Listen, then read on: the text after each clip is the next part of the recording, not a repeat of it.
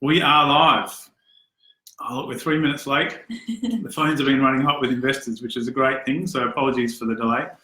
But yeah, so today we're talking about our marketing and strategy, the market for e-bikes. We have Emily, who's our SAR champion digital marketer. So, hello.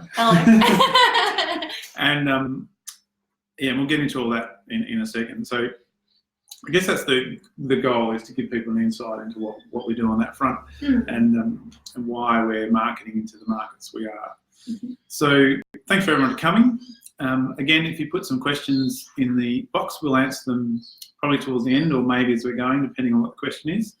But yeah, and my name's Julian, Managing Director. If you haven't seen me enough videos yet. Just in terms of my background, like on this marketing, and Emily asked me to have a think about it before this, because she did. She puts all this stuff together because this is part of our digital marketing, I guess. But one of the first businesses I started was actually like a behaviour change program, and even though my original life started in engineering and design and that kind of thing, I guess I moved, and I have moved for the last 20 years, in and out of businesses and work that is more around communications and you know, even when I used to work with kids in the outdoors, you know, it's very much about how do you say something to someone that sort of gets across what you're trying to say, but in some cases gets them to do what you want to do. And that's, I guess, the essence of what marketing is about. So, you know, really when I reflected on it, I thought, well, I've actually had a lot of experience in marketing things, and what you learn along the way, especially like what we're doing now, is that there's a lot of skill in how you craft a message that it's not kind of intuitive to everyone. And I don't know how good I am at it, but I definitely know I'm better than I was. And especially with behaviour change programs, what you say, you can say it one way and nothing happens. You can say almost the exact same thing in a slightly different way, and you get this massive amount of traction. And so learning that, I guess, I learned a bit about that, is what I've done in other businesses. Because actually here at Tiller Rides, we haven't been marketing and promoting much, because for the first 3.5 years, we had to keep the whole bike secret because our intellectual property wasn't mature enough to be registered, and therefore we wanted to keep it all secret. So it's only really been, we've got sophisticated over the last 4 or 5 months, I guess. And really we started with the bikes, and then like selling bikes, and then for the last 2 months, we've been flat out selling investment. You know, so actually shifting between two things. And what I've found really great is, and this is sort of a compliment to Emily as well, is that when people look at our sales, but now our equity crowdfunding campaign, is just they're saying we're doing a really, really good job.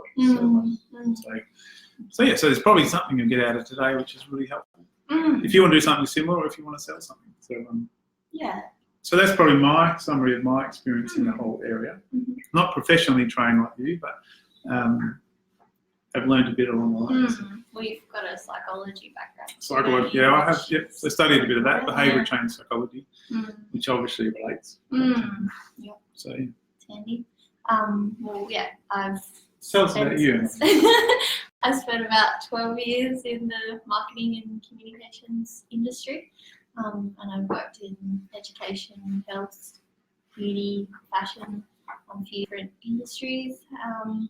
And yeah, I guess I've been with Tiller for about a year now. Started in December last year. So, wow. Yeah, that's come up quick. Yeah, and I guess what drew me to Tiller was I guess I'm a bike rider myself, and I've had a lot of the challenges that the Roadster has been built to resolve. So that was really of interest to me, and I like the idea that we're trying to provide really practical solutions to finding sustainable urban transport solutions. That's the thing about our team members, everyone's got a certain alignment with what we're doing, which I think is important. So yeah. it's part of our marketing. That's it. Yep. Got to understand it. So. And we dress the same today. Yeah, we're in sync.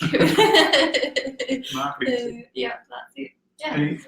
And you've worked with startups? I have. Yep. I've worked with a couple of WA startups. I've got a little bit of experience. What in about, that space. would you call your family business a startup when you worked with it, or they were Probably. mature before you got to Yeah. I guess it was a sort of new industry at the time, Yeah. some new products, but probably not in the same sort of arena as what Yeah, we're doing.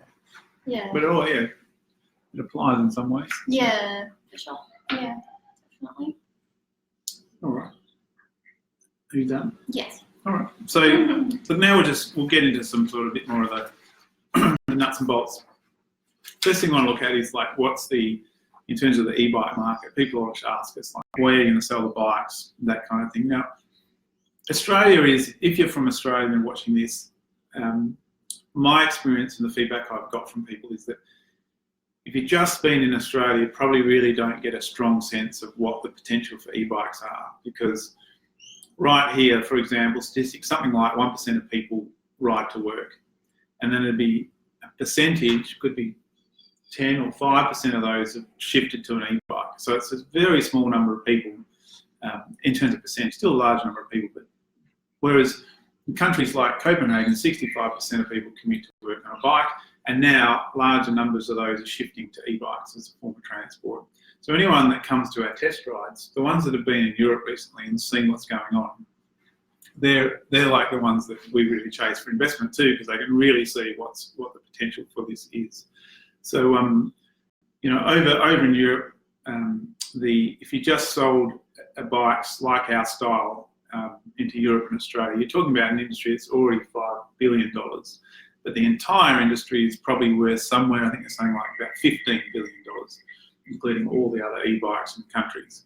And it's growing, they're saying like about a 6.4% growth rate, but Europe is growing, according to our calculations, somewhere around 18%. So, that just gives you a sense of what's happening. And then the pedelec bike, which is what we've designed, which is a bike that you have to move the pedals to get the power assist to turn on. That's the definition of that pedelec. That's the fastest growing sector in Europe in the e-bike sector. So we feel like we built this roadster. We did a little bit of forward casting before we sort of started heading this direction. It's been designed to that European standard, and now we can really see that the pedelec which we've designed is going to be one of the winning solutions going forward. Interestingly, in Australia, even I said like we're not a massive market yet. We're on this sort of curve, and I've just had an interview with the Sydney Morning Herald on Tuesday, largely around the use of e-bikes for solving the congestion problem. And it's interesting because they're all looking for all these other things, congestion taxes and but actually the e-bike, because it appeals to a broad number of people compared to like what you call the cyclist community that are prepared to get sweaty and ride. The e-bike basically it's not for everyone. There's obviously people with maybe physical ability problems or whatever that can't ride, but a vast number of people can ride.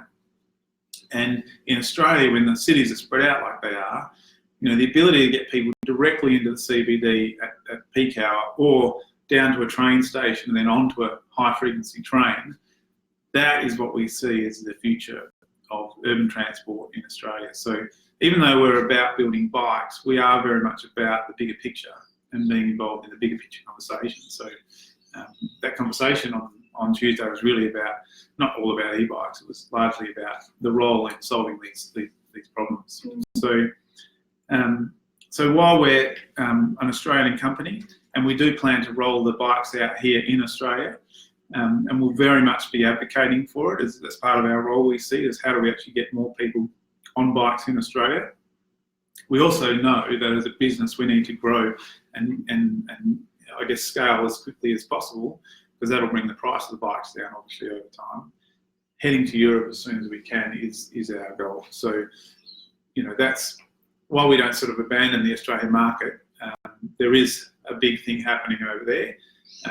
And really we'll just grow as quickly as we can in Australia. And I do actually think, even in the 2 years that we've been doing this, back in 3.5 years of the business, but actually showing the bike for about 2 and a bit years, the lots of people were like, oh, what is this thing? And now lots of people have seen them. They got a friend who's got one. They can see the benefits. This is Australians I'm talking about.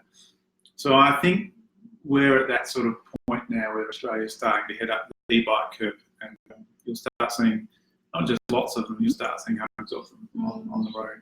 And as an example, we've got a competition here with the RAC, who's one of our partners, and Emily exclaimed the other day, oh my God, on a Thursday afternoon, because we hadn't capped the numbers that people that could book into a test ride, because normally we get sort of 15 to 20 booking in.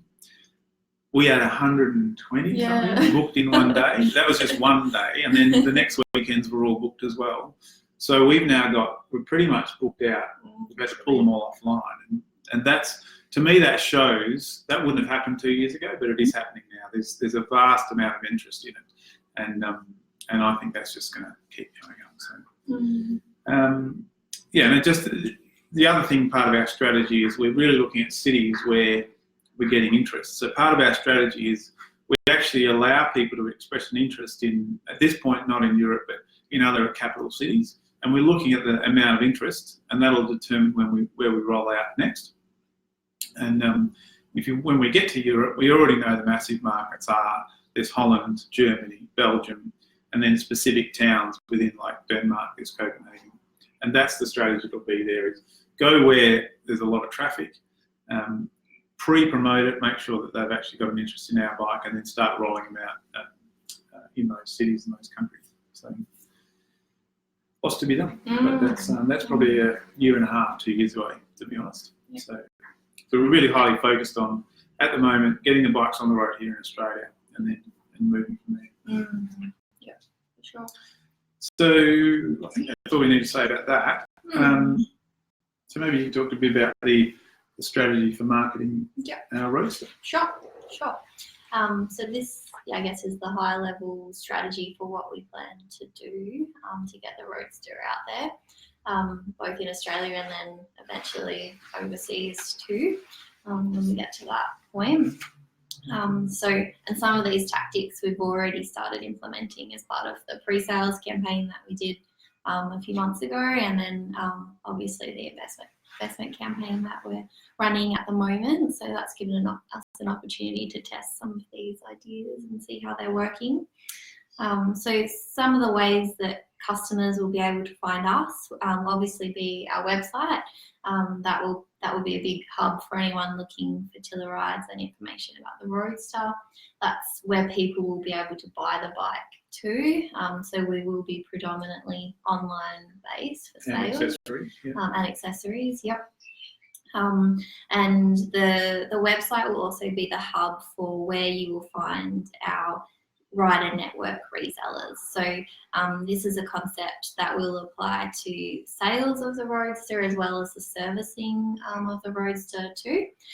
So it's a bit of a mix of Airbnb and Thermomix, where you'll be able to go onto our website and you'll be able to view a map of people in your area that will allow you to test ride a Roadster if that's what you're after, and then they'll be paid on a commission basis if they sell a bike, and then the same sort of concept. So if you've bought a Roadster and you're looking to have something fixed on it, you can like a tyre change. Yeah, a tyre change or something like that.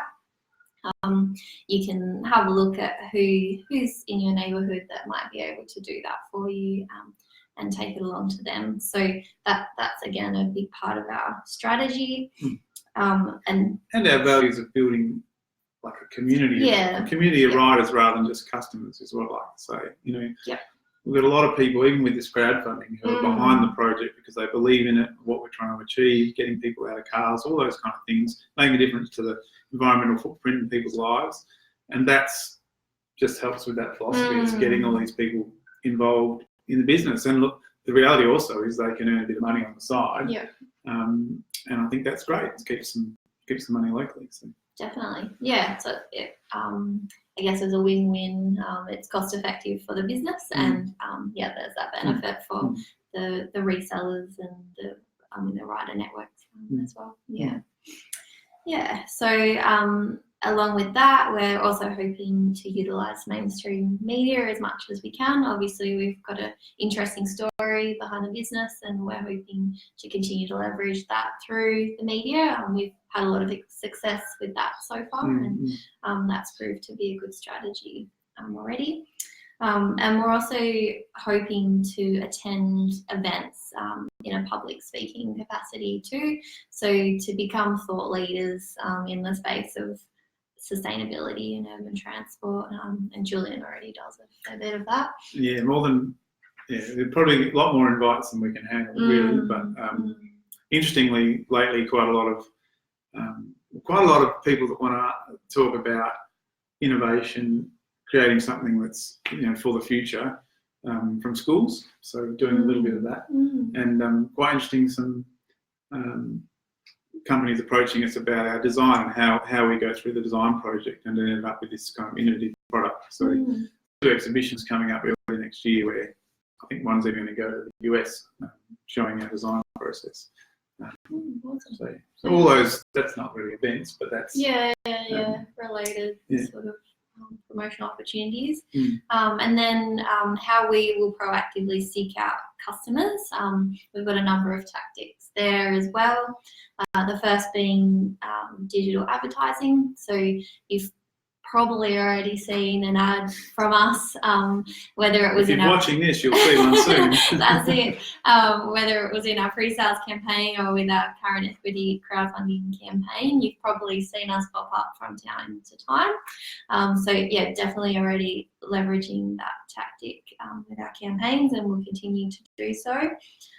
We also want to establish promotional partnerships. So Julian's already mentioned the one with RACWA, which has been awesome for us. You mentioned the competition that's running at the moment, which we've obviously had really great results with, and we've had a really good response in our pre-sales campaign from RAC members as well. So partnerships been for us, so we're definitely keen to establish some more of those. And really anyone who's aligned with, we have sort of relationships with some of the bicycle kind of organisations around the state. Peakbody West Cycle, I guess, has been promoting it as well. But then, other states, what's the car? And probably not necessarily an RAC, but we know RACV is also pro sustainable transport and trying to promote that. So, it's really aligned organisations, I guess, we'll keep looking for. Definitely, for sure. We're hoping that once we start manufacturing the bike and they're out on the streets too, that will kind of be an indirect marketing tool for us too, because the design of it is so striking and quite different to what's already on the market. We're hoping that too will be a sort of tactic that we can use.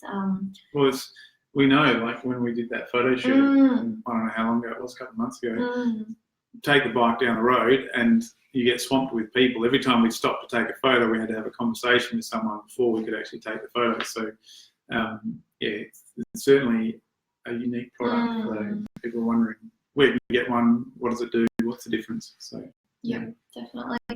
We also want to engage influencers and brand ambassadors where we can too, and where they're kind of aligned to our values and have an interest in the product. So, I've done a little bit of that, but just dipping the toe in the water. I want to do a lot more in that space. We also want to start doing corporate fleets too, so engaging with companies. We've already had some interest from people on the businesses that are on the outskirts of the CBD that have employees with meetings going back and forth into the city, which they've had an interest in having some roadsters. Also companies that have a large campus where just going from building to building with an e-bike is handy to have. So we'll continue moving in that space as well. We've obviously got our own social media platforms that we will continue to use. So if you're watching this, you'll know that we've got a Facebook page. We're also on LinkedIn, Instagram and YouTube. So if you aren't already following them, please follow those channels and help build up our following there. We also plan and have done a little bit of responsible guerrilla marketing and promotional stunts. We find that is a good way of getting in front of new customers, and we plan on doing that as we move into new markets as well to kind of garner some attention. If you're in the Perth CBD in the next week, you will see one of them happening. Yep, keep an eye out for that.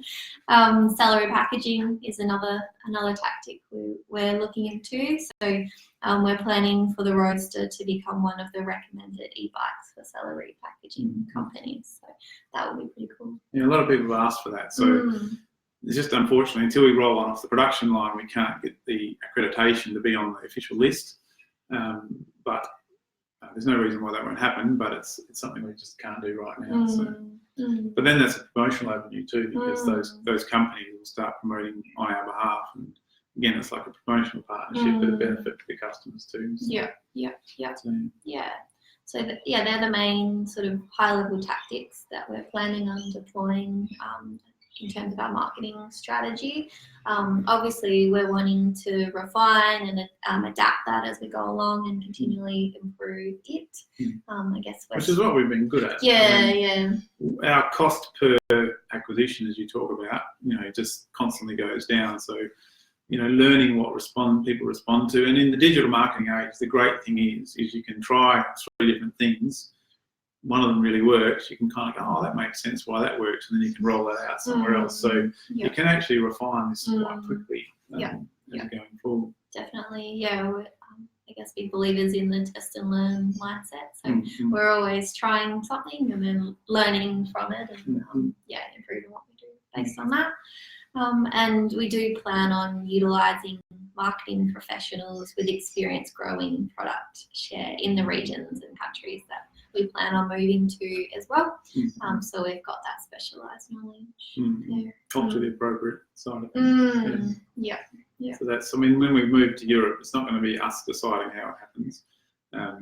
We already know the features of the bike are right, but we need to promote the whole thing in a different way in each country. So certain countries have high theft rates, for example, so we might promote the anti-theft system more, whereas other areas might have rust problems because it rains more, so we might promote the stainless steel parts and that kind of thing. Sounds good. So right. I guess it's time to have a look for questions. Questions? No questions on there. No questions. No. There's a few people watching though. Feel free to put a question in. But I think, normally we find people watch this afterwards. I just was on the phone with someone who watched a couple of these, so nice. Considering investing, which was good. I think if there's no questions on there, feel free to put the questions in afterwards. And look, the other thing is obviously right now we're raising this $900,000 minimum using the virtual equity crowdfunding campaign. We're just about across the $600,000 mark, which is 2/3 of the way there, and we've got roughly a third of the campaign probably left, roughly 10 or 11 days. So we're all on track, but definitely need anyone who's watching who's an expression of interest person to convert your expression of interest to an investment. And anyone new come on board, you can invest as little as $250. And you can invest up to $250,000 if you like. So I'm spending quite a bit of my time talking to some of the bigger investors.